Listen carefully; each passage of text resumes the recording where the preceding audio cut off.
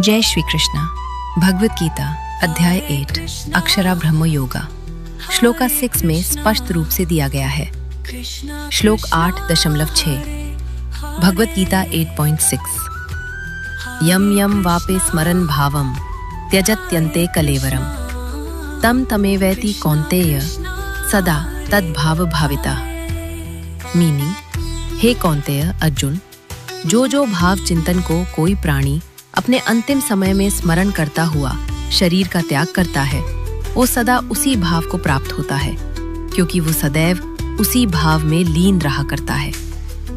भावार्थ, ये श्लोक ये बताता है कि मनुष्य का अगला जन्म उस भाव, उस स्थिति, उस विचार या उस वस्तु पर निर्भर करता है जिस पर उसका चेतन या अंतःचेतन मन मृत्यु के समय केंद्रित होता है। यदि कोई प्रभु नाम, भगवत भाव, सेवा या अध्यात्म में मृत्यु के समय स्थित है तो वो उच्च जन्म या मोक्ष की ओर अग्रसर होता है।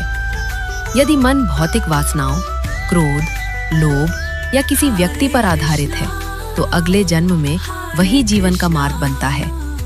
इसलिए श्री कृष्ण आगे कहते हैं, श्लोक 8.7 तस्मात् सर्वेषु कालेषु, इसलिए हर समय मेरा स्मरण और युद्ध कर्तव्य करो।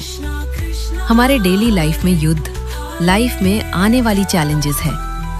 इस कठिनाइयों से भागो मत, मेरा स्मरण करो और हर कठिनाइयों का सामना करो।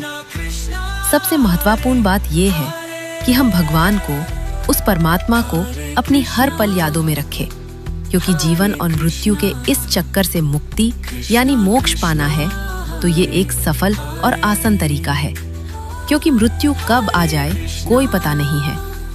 अगर हम हर घड़ी परमात्मा को याद रखने में सफल हो जाए तो मृत्यु के क्षण में भी परमात्मा में हमारा ध्यान रहेगा।